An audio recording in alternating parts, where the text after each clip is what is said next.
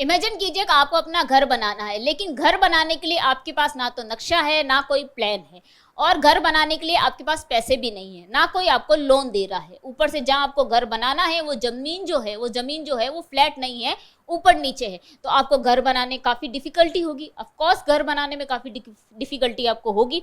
ठीक वैसी ही सिचुएशन थी हमारे देश की। जब 1947 में हमारा देश फाइनली अंग्रेजों से आज़ाद हुआ, तो अंग्रेज हमें आर्थिक कौन सी विरासत देके गए थे? एक ऐसी विरासत देके गए थे, जो ऐसा इकोनॉमिक सिस्टम देके गए थे जो हमेशा फेल ही रहे, उसमें कभी ग्रोथ हो ही ना पाए। तो फिर कैसे हमारे जो नेता थे, हमारे जो लीडर्स थे, उन्होंने हमारी जो इकोनॉमी थी, हमारी अर्थव्यवस्था थी, इसको वापस ना रीबिल्ड किया, वापस इसमें प्रोग्रेस की, कैसे की? आज जो ये कहानी है, ये कहानी रहेगी हमारे 1950 से 1990 तक की। ये 40 साल की एक कहानी रहेगी कि कैसे जो हमारी अर्थव्यवस्था थी वो वापस लाइन पे आई, पटरी पे आई, और क्यों हमने दूसरी जो कंट्रीज है उनके इकोनॉमी सिस्टम अडॉप्ट ना करके अपना जो इकोनॉमी सिस्टम है वो खुद तय किया। हमने क्यों मिक्स्ड इकोनॉमी को अडॉप्ट किया, हमने क्यों दूसरे जो देश थे उनके लिए हमारा जो इकोनॉमी था, हमारे देश की जो इकोनॉमी थी उनके लिए हमने अपने यहाँ से दरवाजे बंद कर दिए थे, और कैसे ग्रीन रेवोल्यूशन लाके हमारा देश जो भुखमरी की स्थिति में था वो ठीक हुआ। तो आज अपनी कमर की पेटियां बांध लीजिए। आज हम इस क्लास में पढ़ेंगे 40 साल की हमारी जर्नी, 1950 से लेके 1990 तक क्या क्या चीज़ें हुई, क्यों हुई, किस वजह से हुई, और आज हमारी जो स्थिति है वो ऐसी क्यों है। तो चलिए पहले कुछ रियलिटी चेक कर लेते हैं। अब हुआ कुछ ऐसा था कि 200 साल तक ब्रिटिश हम पे राज तो करके चले गए थे, लेकिन ये राज जो करके गए थे इसके बदले हमें देके क्या गए थे? इसके बदले हमें देखे गए थे एक ऐसी एग्रीकल्चर जो हमेशा बर्बादी थी। उसको क्या, एग्रीकल्चर को क्या कर दिया था उन्होंने? स्टैग्नेशन, मतलब रोक दिया था, क्योंकि उन्होंने जो इंडिगो की खेती कराई, कॉटन की खेती कराई, ठीक है। उसके अलावा यहाँ पे जो नई टेक्नोलॉजी लानी चाहिए थी खेती के लिए, एग्रीकल्चर को बढ़ावा देने के लिए, ऐसी कोई चीज़ तो वो लाए नहीं। यहाँ सिर्फ कच्चा माल बनता था, उसको लेते थे और अपने देश में ले जाते थे, उनसे फिनिश्ड प्रोडक्ट और गुड्स बनाते थे और यहाँ ला के बेचते थे, ठीक है। इसकी वजह से क्या हुआ, ये चीज़ें जो थी ये काफ़ी सालों तक चलती रही। इसकी वजह से हमारी जो खेतीबाड़ी थी, हमारा जो एग्रीकल्चर था वो पूरी तरह बर्बाद हो गया। और जो हमारा एग्रीकल्चर था वो वहाँ पे क्या था, ओल्ड टेक्नोलॉजी, मतलब कोई न्यू टेक्नोलॉजी यहाँ पे लाई नहीं गई, इंडिया में इंट्रोड्यूस की नहीं गई थी। इससे हुआ क्या, जो हमारे एग्रीकल्चर की जो प्रोडक्टिविटी थी वो पूरी तरह लो हो गई। ऊपर से जो हमारी यहाँ पे जो जनता थी, यहाँ की जो पॉपुलेशन थी, वो 85% किस पे डिपेंड थी? वो थी एग्रीकल्चर पे डिपेंड थी, और एग्रीकल्चर के हमारे बहुत ही बंटाधार हो रखे थे।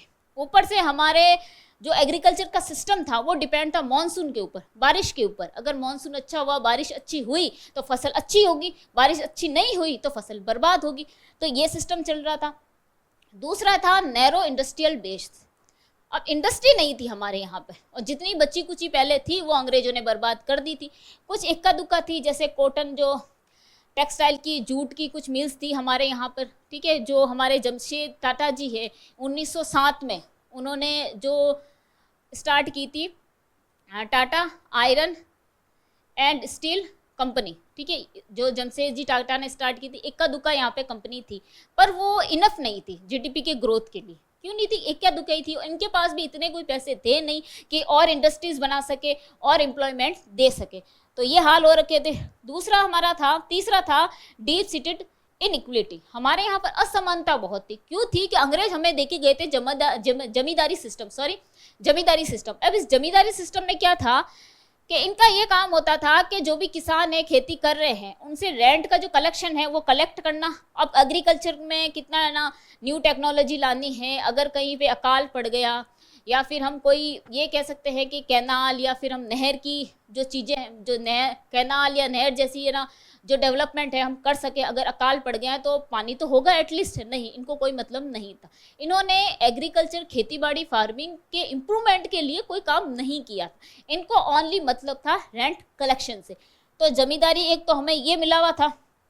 तो इन चीज़ों की वजह से क्या हुआ कि ये जो भी थी, ये एग्रीकल्चर था, नैरो इंडस्ट्रियल बेस था, ये जमींदारी जो सिस्टम था, ये जो अंग्रेज हमें देके गए थे, इनकी वजह से जो हमारी 1947 में जब हमारा देश आज़ाद हुआ तो वो क्या था, वो बहुत लो कंडीशन में था, ठीक है। उसकी जो अर्थव्यवस्था थी वो बहुत ही खराब थी। खराब क्यों थी? 85% जो पॉपुलेशन है वो एग्रीकल्चर पे डिपेंड है, और एग्रीकल्चर है ही नहीं। और अब आपके पास अनएम्प्लॉयमेंट ज़्यादा था। क्यों था अनएम्प्लॉयमेंट ज़्यादा? कि जो इंडस्ट्रीज बेस थी वो इक्का दुक्का ही थी और उसके पास भी इतना पैसा नहीं कि वो ज़्यादा इंडस्ट्रीज बना पाए और एम्प्लॉयमेंट दे पाए। तीसरा था बेचारे जो किसान थे उनका कौन शोषण कर रहा था? जमींदार उनका शोषण कर रहे थे। तो चीज़ें ये तो चल ही रही थी।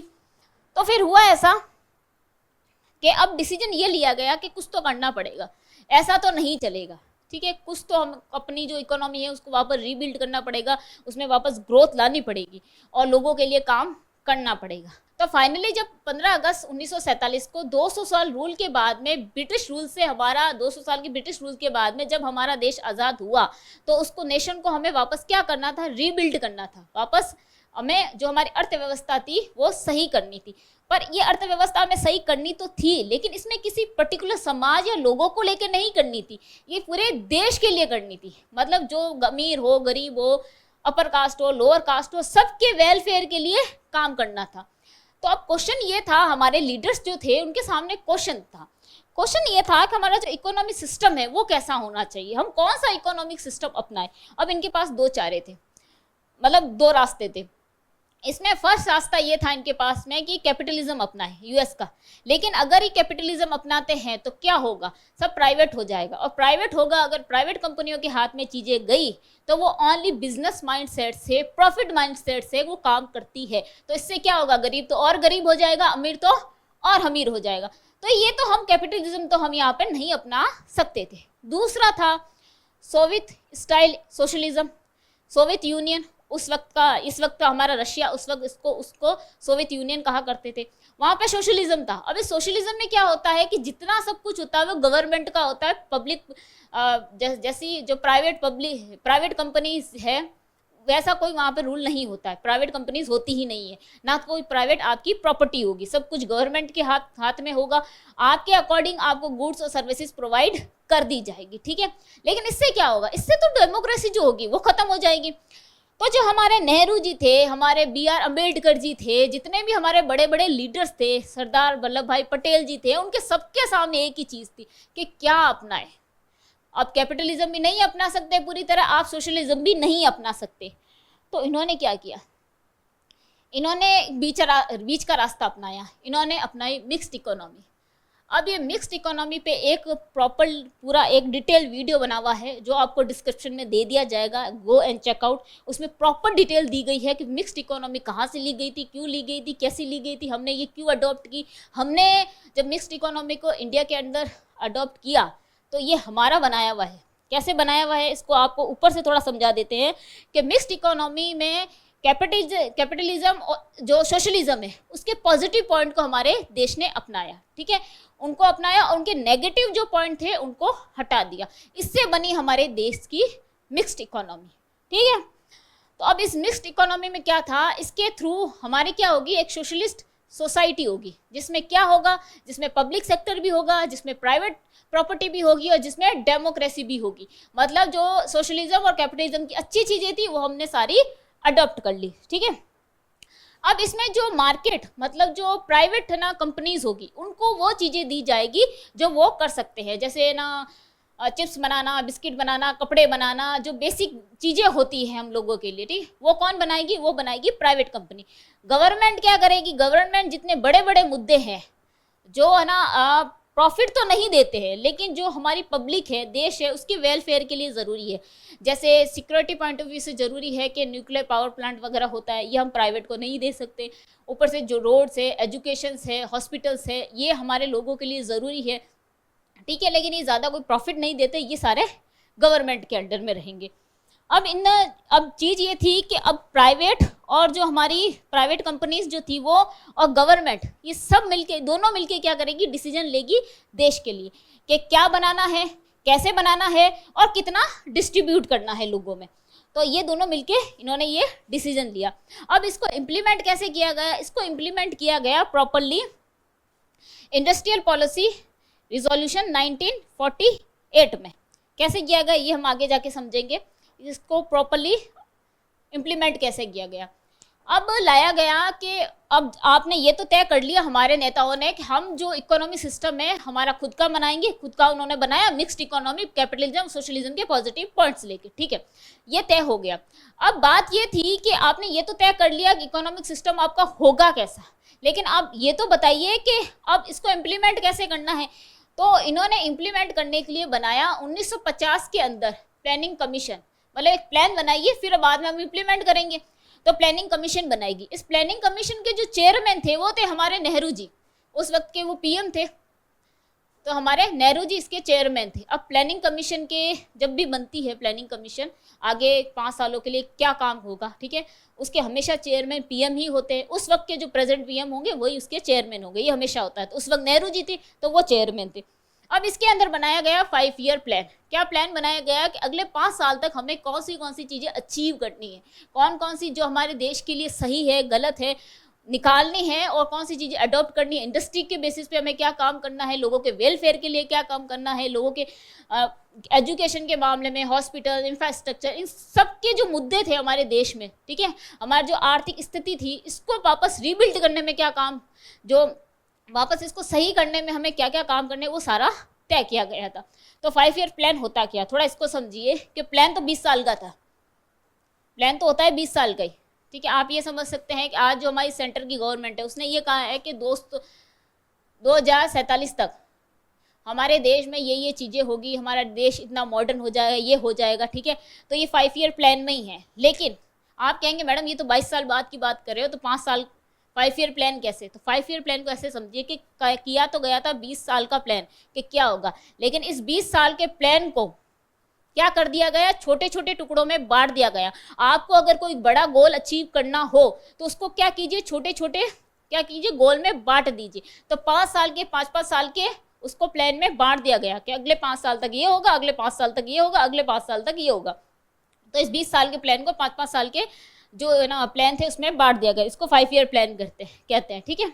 अब इस 5 ईयर प्लान में ये चीज़ें थी कि इसका ऑब्जेक्टिव ये था कि चाहे गरीब हो, अमीर हो, छोटा बिजनेसमैन हो, बड़ा बिजनेसमैन हो, ठीक है, उस सब के लिए काम किया जाएगा, किसी को भी छोड़ा नहीं जाएगा। मतलब प्रॉपर देश में कोई भी कास्ट के हो, कोई भी कम्युनिटी के हो, ठीक है, सबके लिए बराबर काम किया जाएगा। हर छोटी चीज़ से लेके बड़ी चीज़ तक हमारे देश में जो चीज़ें इंपॉर्टेंट है हमारे देश के लिए वो सब कुछ किया जाएगा। ये 20 साल का प्लान था जिसको 5-5 साल के प्लान में तोड़ दिया गया।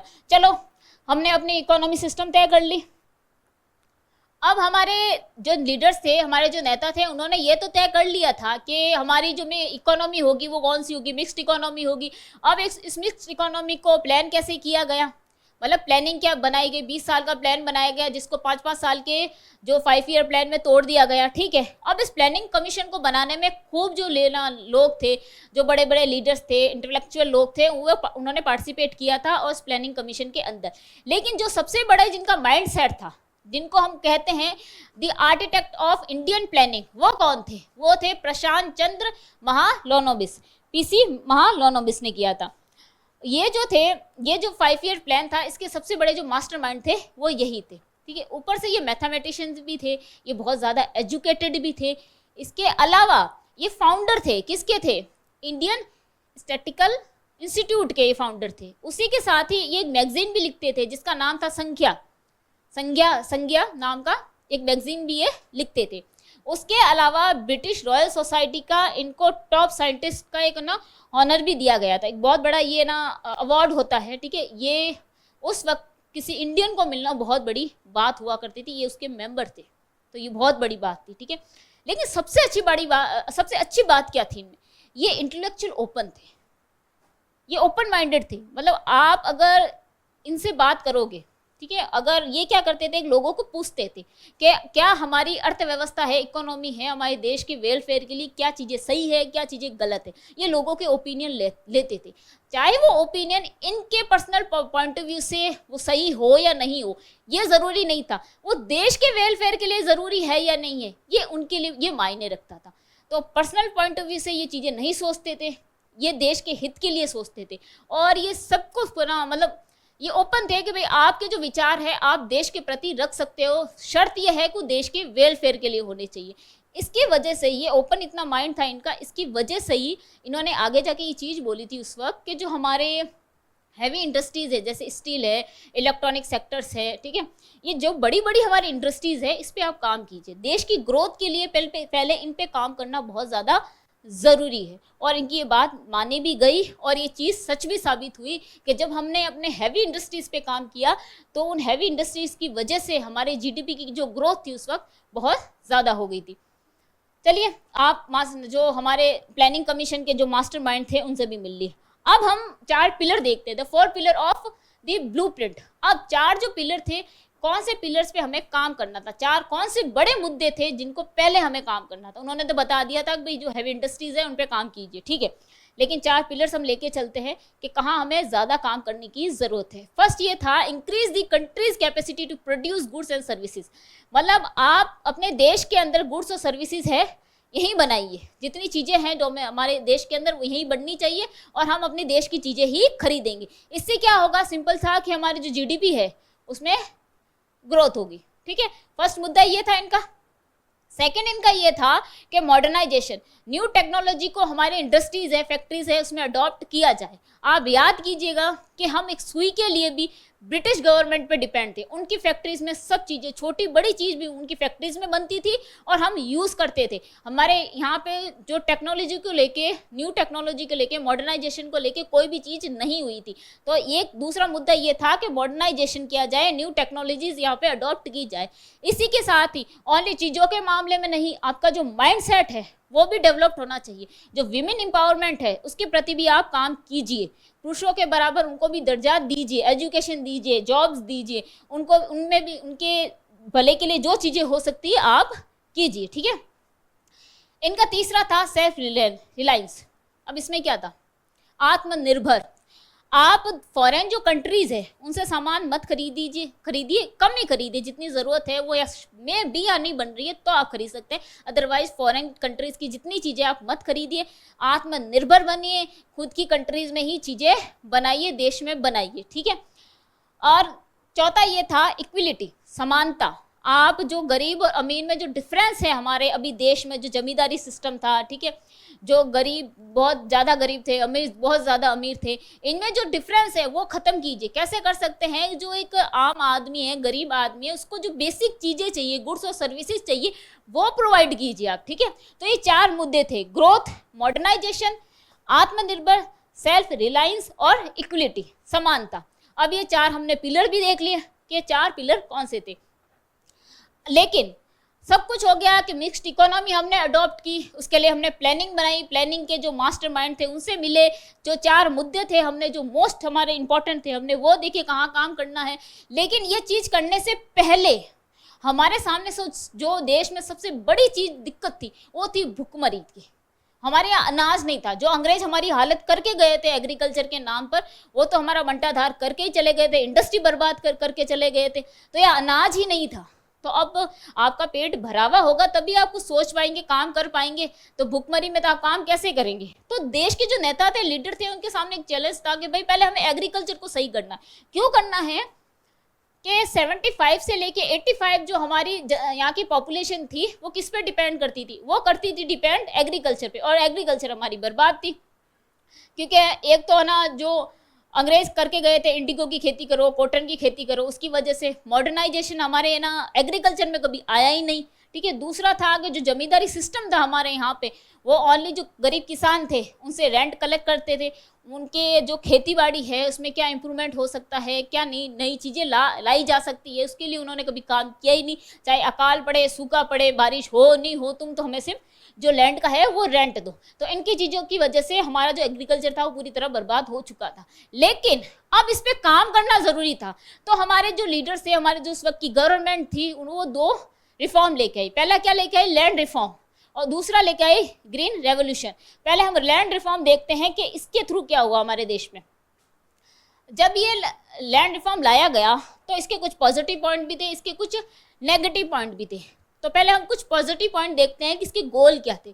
इसमें गोल ये था, गवर्नमेंट ने बोला लैंड टू दी टाइलर। इसका मतलब ये है कि जो ज़मीन पे खेती करेगा ज़मीन उसी की होगी। जमींदारों ने कहा ऐसे कैसे, ज़मीन तो हमारी है, इन्होंने तो गिरवी रख रखी है, क्योंकि इन्होंने तो हमसे क्या लिया था, पैसे लिए थे ब्याज पे, वो ब्याज दे नहीं पाए, पैसे दे नहीं पाए, तो जमीन तो हमारी हो गई। ये सिर्फ खेती करते हैं तो जमीन हम इनको कैसे दे दे, ठीक है, हम तो रेंट लेंगे। लेकिन गवर्नमेंट ने कहा नहीं, तुम रेंट नहीं लोगे, जो किसान जो खेती कर रहा है जमीन उसी की होगी।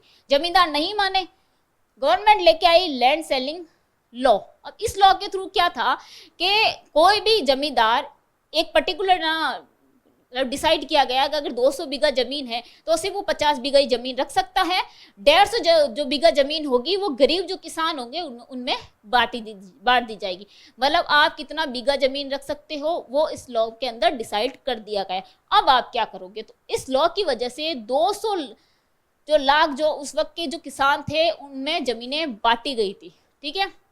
और इसकी वजह से हुआ क्या, उनका एक तो जमींदार जो उनका शोषण करते थे वो खत्म हुआ, ठीक है। दूसरा ये कि जो एग्रीकल्चर की ग्रोथ थी वो काफ़ी इम्प्रूव हुई। क्यों हुई कि भी अब किसानों के पास में ज़मीनें हैं तो वो खेती करेंगे तो उनको इतना रेंट रेंट देना ही नहीं है, ठीक है। तो इजीली उनके पास अनाज तो होगा खाने के लिए, तो इससे हमारी एग्रीकल्चर में ग्रोथ हुई, ठीक है। अब ये सबसे ज़्यादा जो इम्प्लीमेंट हुआ, ये जो लॉ बनाया गया, ये हुआ वेस्ट बंगाल और केरला में। क्यों हुआ, रीज़न ये था, वहाँ कम्युनिस्ट पार्टी थी और कम्युनिस्ट पार्टी जो थी वो गरीबों के ना मतलब फेवर में थी और वो स्ट्रांग एक कमिटमेंट रखती थी गरीबों के लिए, तो वहाँ पे ये इम्प्लीमेंट ज़्यादा हुआ, दूसरे स्टेट्स में इतना नहीं हो पाया। अब इसके नेगेटिव पॉइंट क्या थे, रीज़न ये है कि हमारे देश में अगर कोई लॉ बनता है ना तो उस लॉ को 4 तरीके से तोड़ कैसे सकते हैं वो पहले बनेगा। लॉ तो बाद में बनेगा, उसको सोचा जाता है, उससे पहले तो उसका तोड़ क्या है ये देखा जाता है, ठीक है। तो जमींदारों ने इसका तोड़ भी देखा। अब जमींदारों ने क्या किया कि इसके लूप होल्स निकाले। पहला लूप होल्स ये था कि ठीक है, जमीन 200 बीघा मेरे नाम है और तो मेरे नाम 50 बीघा ही रहेगी ना, 150 बीघा आप गरीबों को बांट रहे हो, ठीक है, जो किसान है उनको बांट रहे हो, लेकिन 150 बीघा अगर मेरे नाम रही नहीं तो आप बांटोगे कैसे। इसकी वजह से वो क्या करते थे, जो 200 बीघा उनके पास जमीन हुई तो उस 200 बीघा में से क्या करेंगे, अलग अलग बांट देंगे। अपने जो ना भरोसेमंद नौकर थे उनको बांट दिया, अपने बच्चों को बांट दिया, या अपने परिवार के जो सदस्य हैं उनके नाम कर दी। मतलब किसी पर्टिकुलर इंसान के नाम वो 200 बीघा जमीन होती नहीं थी। तो कानून तो ये कहता है कि किसी एक के नाम होगी तो हम बांटेंगे, वो सबके अलग अलग कर देते थे नाम, तो अब बांटोगे कैसे। दूसरा इन्होंने क्या किया कि वो ना कोर्ट जाके क्या कर देते थे, केस दायर कर देते थे कि हाँ हमारी खुद की ज़मीन थी, हमारे पेपर है, हम क्यों दे, ठीक है, हमारी खुद की प्रॉपर्टी है तो हम क्यों दे। तो अब क्या होता था, उसमें केस चलता था, केस चलेगा तो क्या होगा, उस जमीन पे स्टे लग जाता था, तो कोई खेती कर ही नहीं सकता था और ये सालों तक केस चलता रहता था। तो अब गरीब जो बेचारे किसान है वो कहे छोड़ो, अब जिसका वहाँ पैसा होगा जीतेगा वही। तो ये ना लूप होल था। अब इनकी वजह से क्या हुआ, जो इक्वलिटी का गोल लेके चल रहे थे, समानता का गोल लेके चल रहे थे, क्या वो पूरी तरह फुलफिल हुआ, नहीं हुआ। वो कुछ ही स्टेट में हुआ, केरला और वेस्ट बंगाल में, बाकी कहीं पे भी ज़्यादातर इम्प्लीमेंट हो ही नहीं पाया। अब हम ये देखते हैं कि ये तो हमने देख लिया कि लैंड रिफॉर्म के क्या ना अच्छे पॉइंट थे, क्या बुरे पॉइंट थे। अब सेकंड ये लेके आए थे ग्रीन रेवोल्यूशन। अब ग्रीन रेवोल्यूशन में ये क्या लेके आए थे कि हुआ यूँ था कि हमारे देश की जो एग्रीकल्चर थी वो पूरी तरह बर्बाद थी। हमारे यहाँ पर जो एग्रीकल्चर में जो न्यू टेक्नोलॉजी थी वो नहीं थी, तो इसकी वजह से आपकी जो ज़मीन थी वो पूरी तरह बर्बाद हो चुकी। इंडिगो की खेती तो हमें अंग्रेज़ों ने खूब करवाई थी, इसकी वजह से ही मेन चीज़ बर्बाद हुई थी, ठीक है। हमारी जो ज़मीन थी, जो सॉइल थी, उसी चीज़ की वजह से बर्बाद हो चुकी थी। अब मॉडर्नाइजेशन भी नहीं था, तो ग्रीन रेवोल्यूशन के थ्रू ये हुआ कि हमारी जो गवर्नमेंट थी वो हाई वैरायटी के सीड्स लेके आई, जो गेहूँ है, चावल है, इनके हाई वैरायटी के सीड्स लेके आई, फर्टिलाइजर्स लेके आई, पेस्टिसाइड्स लेके आई, ये ऐसी चीज़ें लेके आई और इन पे सब्सिडीज़ भी दी किसानों को कि आप ये चीज़ें यूज़ कीजिए सस्ते दामों में, फ्री में, जैसे देनी है उनको दी, और कहा कि आप अपने खेत में उगाइए और अपनी ज़मीन, अपनी जो सॉइल है उसको वापस ठीक कीजिए, ठीक है। तो इन चीज़ों से हुआ क्या, जहाँ 1960s में, जहाँ 1950 और 60s में हमारी ऐसी हालत थी कि हमारे पास अनाज तक नहीं था, भूखमरी की बहुत भयंकर हालत हो चुकी थी। जो यूएस था उससे हम गेहूं मंगवाते थे और गेहूं हम मंगवा रहे हैं, हम पैसा भी दे रहे हैं, ऊपर से हमें ही वो फोर्स, हम पे ये दबाव डालते थे, हमें फोर्स करते थे कि आप इंटरनेशनल मुद्दों पे कहाँ बोलोगे, कहाँ नहीं बोलोगे। ये आप चीज़ ऐसे देख सकते हैं कि जब ग्रीन रेवोल्यूशन आ गया था तो 70s तक हमारे पास इतना अनाज हो गया था कि हमारे पास इतना अनाज था, मतलब एक होता ना कि ग्रोथ होने लग गई थी। तो उस 70s की बात है, 1970s की बात है, तो हमारा उस वक्त भी हमारा गेहूं जो था वो यूएस से आ रहा था, क्योंकि हमारा जो ग्रीन रेवोल्यूशन है उस टाइम स्टार्ट हुआ ही था और काफ़ी हद तक अच्छा चल रहा था, ठीक है। उस वक्त जो यूएस के प्रेसिडेंट थे, उन्होंने वियतनाम के अंदर वॉर चल रही थी, जो ये यूएस का जो मुद्दा था वहाँ पे, ठीक है, और वो गलत भी कर रहे थे, तो उसके खिलाफ इंदिरा गांधी बोली थी। तो इंदिरा गांधी को ये कह दिया गया कि अगर आप हम किसी इंटरनेशनल मुद्दे पे अगर आप बोली, ठीक है, आप ना हमारे इंटरनेशनल मुद्दे पे अगर हमारे देश के खिलाफ अगर आप कहीं बोली, तो हम क्या करेंगे, आपको गेहूं नहीं देंगे, ठीक है, आपको यहाँ से अनाज भेज रहे हैं ना, वो हम नहीं भेजेंगे। पर चाहे आप किसी भी, हम कहीं पे भी अगर लड़ाई कर रहे हैं, नहीं कर रहे हैं, सही है गलत है, वो हमारा डिसीजन है, आप इंटरफेयर नहीं करोगे। इंदिरा गांधी को ये बोला उन्होंने, और ये कहा कि अगर आप इंटरफेयर करते हो इंटरनेशनल मुद्दों पे हमारे देश को लेके, तो हम आपको अनाज नहीं देंगे। इंदिरा गांधी ने कहा मत दो, कोई दिक्कत नहीं है, मत दो, ले जाओ। क्योंकि हुआ ये था कि ग्रीन रेवोल्यूशन आने के बाद में हमारी देश जो था, जिसकी एग्रीकल्चर जो फील्ड था, वो उसमें स्टेबिलिटी आ चुकी थी, ठीक है। तो ये हमारे पास क्या था, एक कॉन्फिडेंट आया था कि न मत दो। क्योंकि हर बार होता था, यूएस क्या करता था, हम वहाँ से शिप भेजता था और समुद्र के बीच में शिप खड़े हो जाते थे और बोलता था अगर आपने यहाँ साइन नहीं किया या यहाँ साइन किया तो हम आपको अनाज नहीं भेजेंगे। भाई तुम पैसा भी ले रहे हो और ऊपर से हम पे दबाव भी डाल रहे हो, कोई फ्री में अनाज थोड़ी दे रहे हो। तो एक तो इस चीज़ों से हमें क्या हुई, हम छूटे कि भाई हाँ तुम्हें जो करना है करो, हमें जो करना है करेंगे, अब हमें अनाज तुमसे नहीं चाहिए। क्यों नहीं चाहिए कि भाई अब हमारे पास अनाज इतना हो चुका है कि हमारे देश के लिए भी काफ़ी है और इतना है कि हम दूसरे देशों को बेच भी सकें। तो ये ग्रीन रेवोल्यूशन था, एक बहुत बड़ी क्रांति लेके आया था हमारे देश में, एक अच्छी क्रांति लेके आया था, जिससे जो हमारी भूखमरी थी वो खत्म हुई, जो दूसरे देश जो हम पे दबाव डालते थे अनाज के नाम पर, वो खत्म हुई, ठीक है। तो ये ग्रीन रेवोल्यूशन था। अब क्या हुआ कि अब हमारी ये बात होगी लैंड रिफॉर्म्स क्या है, ग्रीन रेवोल्यूशन में क्या हुआ, ये चीज़ें खत्म। अब हमारे इंडस्ट्रीज़ के क्या हाल थे। अब इंडस्ट्रीज़ के हाल ये थे कि जो हमारे प्राइवेट जो हमारी इंडस्ट्रीज़ थी, जो हमारी इंडिया की इंडिपेंडेंट इंडियन इंडस्ट्रीज थी, did not have the massive capital required for large scale industrial ventures. अब इंडस्ट्री के ये हाल थे कि जैसे मैंने आपको बताया कि इंडस्ट्रीज तो एक तो काफ़ी कम थी, ठीक है, जितनी वो इंडस्ट्रीज थी एक का दुक्का थी, जमशेद टाटा जी की कॉटन या जूट मिल्स जो थी, उनमें क्या था कि भाई इतना पैसा नहीं था उनके पास में, इतने कोई पूंजीपति नहीं थे कि भाई बहुत सारी ना वो इंडस्ट्रीज खोल सके, उसमें पैसा लगा सके, ठीक है। पहली प्रॉब्लम तो ये थी, पैसा नहीं था इंडस्ट्री ज़्यादा खोलने के लिए। दूसरा ये था अपना जो मार्केट था देश का वो काफ़ी छोटा था। आप प्रोडक्ट बना रहे हो लेकिन बेचोगे किसको, एक तो प्रोडक्ट मतलब एक मार्केट काफ़ी छोटा था। तीसरा ये था कि जो हमारे नेता थे नेहरू जी, उनका सोशलिस्ट विज़न था। इसमें क्या था, फैबियन सोशलिज्म उनका विज़न था ऐसा, जिसमें जो गवर्नमेंट होगी वही ड्राइवर सीट पे बैठेगी, वही सारे डिसीजन लेगी, चाहे प्राइवेट के हो चाहे पब्लिक के हो। तो ये काफ़ी ये चीज़ें चल रही थी। इंडस्ट्रीज़ जो थी वो अभी प्रॉपरली स्टेब्लिश्ड नहीं हो पाई थी। तो अब करें क्या, तो अब डिसीजन ये लिया गया कि जो गवर्नमेंट थी, गवर्नमेंट ने ये कहा कि गवर्नमेंट लेके आई 1956 में इंडस्ट्रियल पॉलिसी रिजोल्यूशन। अब इसमें वो लेके आई, उसने कहा कुछ तो ना अलग करना पड़ेगा, देश की जो इंडस्ट्री है उसको भी तो हमें उसमें भी तो ग्रोथ करनी है, उसको भी वापस ना कह सकते हैं प्रोग्रेस करना है, तो करे क्या, ठीक है। तो उन्होंने एक डिसीजन लिया, उन्होंने क्या कहा कि काम कीजिए कि हम 3 जो है कैटेगरी में इसको डिवाइड कर देते हैं इंडस्ट्री। कैसे, फर्स्ट में क्या होगा कि जो इंडस्ट्रीज़ है, ठीक है, कुछ ऐसे ना सेक्टर्स है जिसमें प्राइवेट जो इंडस्ट्रीज़ है वही काम करेगी, जैसे हमारे चिप्स है, बिस्किट है, ये कपड़े है, ये चीज़ें जो बनाती है ये प्राइवेट कंपनी ही बनाएगी, इसमें गवर्नमेंट इंटरफेयर नहीं करेगी। दूसरा ये कहा गया कि कुछ सेक्टर्स ऐसे हैं जो देश के सिक्योरिटी पॉइंट ऑफ व्यू से, food security point of view से इंपॉर्टेंट होते हैं, जैसे एजुकेशन है, हेल्थ है, रोड है, रेलवे है, न्यूक्लियर पावर प्लांट है, ये जितनी भी चीज़ें होती है, डिफेंस है, आर्मी है, हमारी आर्मी में जो डिफेंस है, नेवी है, ठीक है, एयरफोर्स है, इसमें क्या होगा, ओनली गवर्नमेंट इंटरफेयर करेगी, इसमें प्राइवेट इंटरफेयर नहीं करेगी। और कुछ मुद्दे ऐसे होंगे जिसमें गवर्नमेंट और जो प्राइवेट होगी वो दोनों मिल के काम करेगी। तो ये 3 कैटेगरी में इसको डिवाइड कर दिया गया, ठीक है। 1956 में किया गया, ये तो 1956 में किया गया था, लेकिन इससे पहले एक कार्वे कमेटी 1955 में उसने इससे 1 साल पहले ही इन्होंने कह दिया था, जो स्मॉल स्केल जो इंडस्ट्रीज होगी, जो छोटे बिजनेसमैन होंगे, ठीक है, उनको हम क्या करेंगे, सब्सिडीज करवाएंगे। ये अभी भी करवाई जाती है। इसको आप एक एग्जाम्पल से ले सकते हैं कि कुछ चीज़ें जो होती है वो मशीनों के थ्रू नहीं बनती है, ठीक है, जैसे आप बीड़ी ले सकते हैं,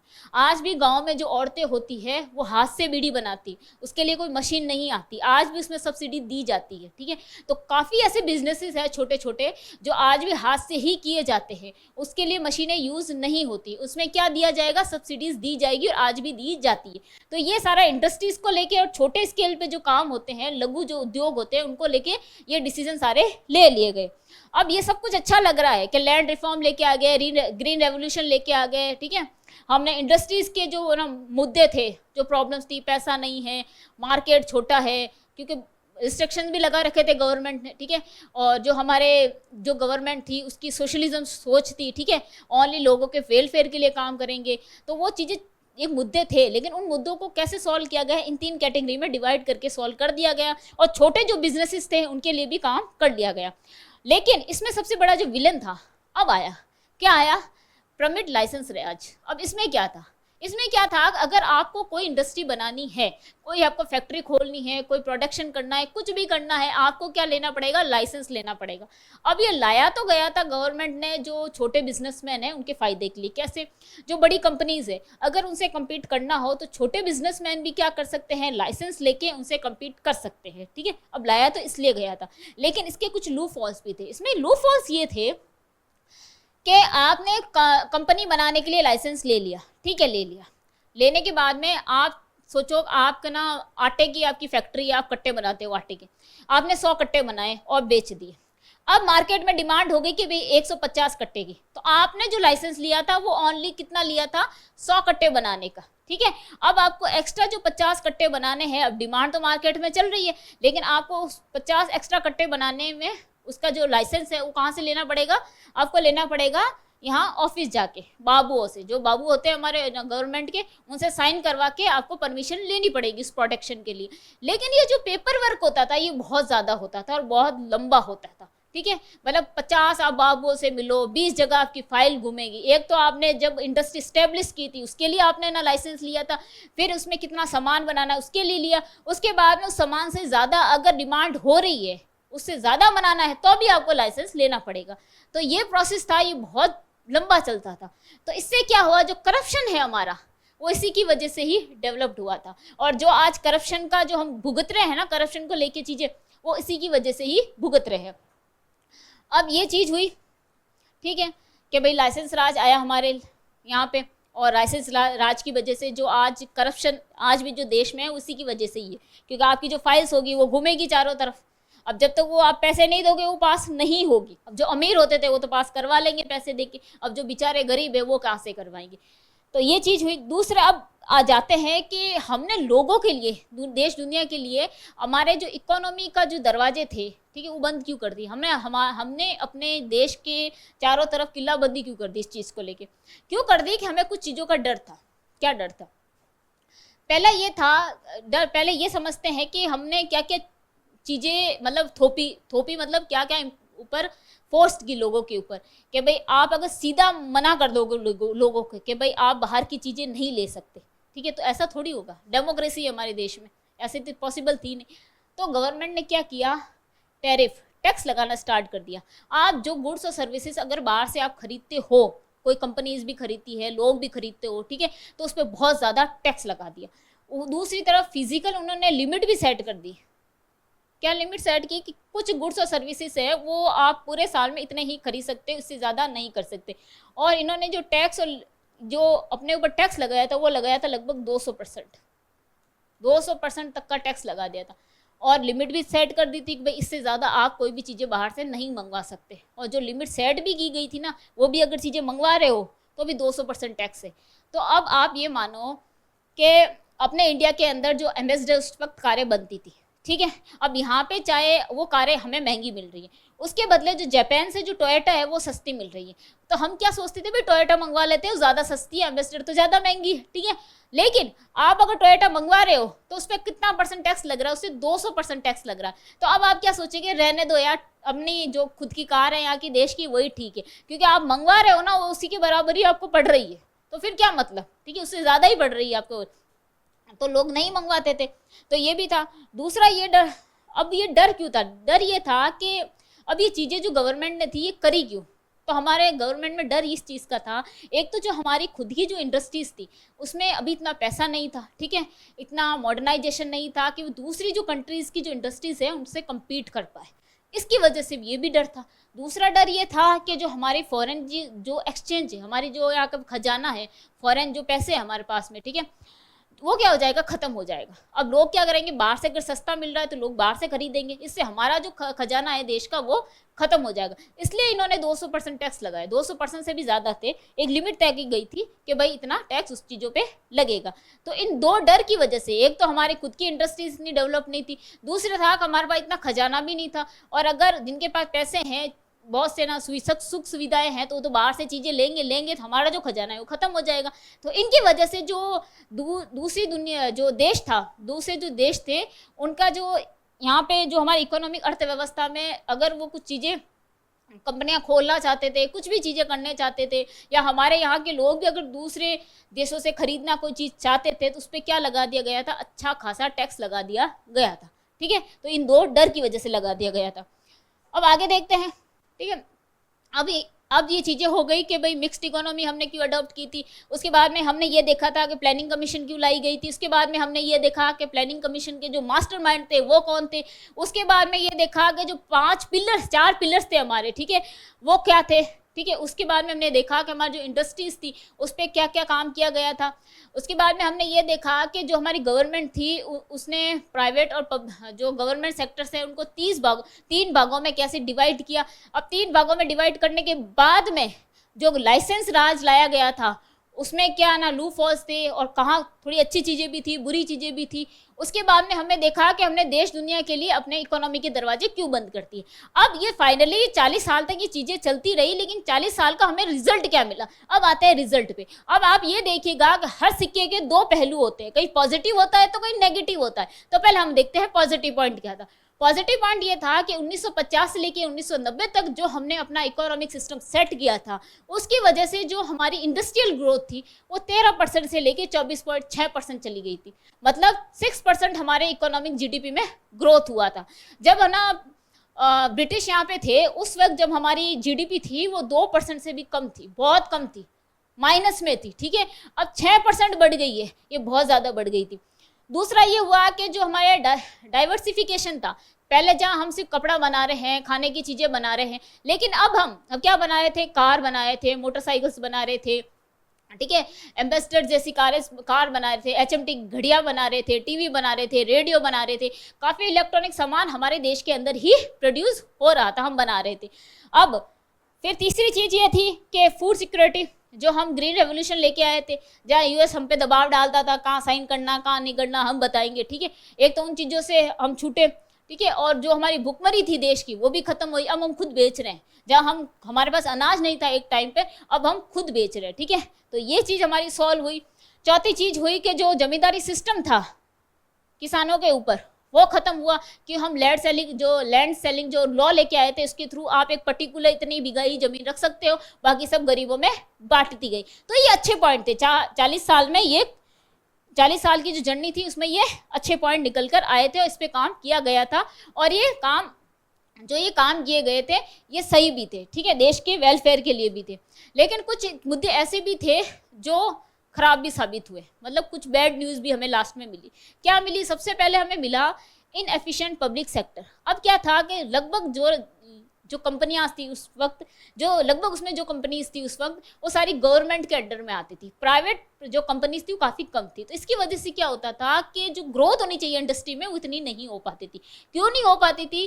कि जो हमारे पब्लिक ऑफिसर होते थे, जो गवर्नमेंट ऑफिसर होते थे, उनको हमारे इंडस्ट्री में कितना डेवलपमेंट हो रहा है नहीं हो रहा है इससे कोई मतलब नहीं था। क्यों नहीं था? रीज़न ये था कि भाई आपको तो मंथली सैलरी मिल रही है, आप चेयर पे बैठिए, चाय पीजिए, समोसा खाइए, ठीक है, आपको तो अपनी मंथली सैलरी मिल जाएगी, चाहे काम करो ना करो, ठीक है।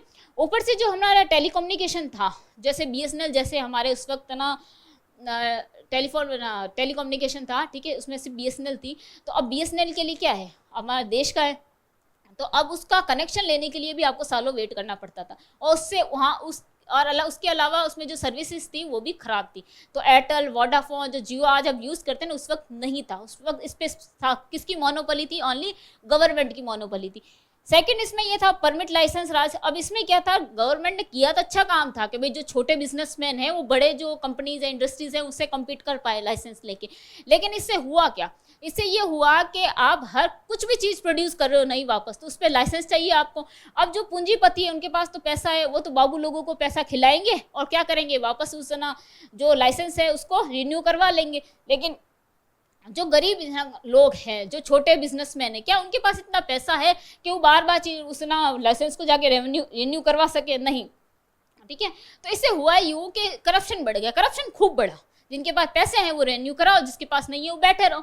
और दूसरा ये था इसमें कि इन चीज़ों की वजह से क्या हुआ कि पेपर वर्क ज़्यादा है, वहाँ पे आप लाइनों में खड़े रहो, वहाँ पे आपका टाइम जा रहा है, तो लोगों के पास में जो नए आइडियाज़ आते थे दिमाग में, उन्होंने कभी इम्प्लीमेंट किए नहीं। क्यों नहीं किए? कि क्या मतलब, हर चीज़ के लिए वहाँ जाओ लाइसेंस लो।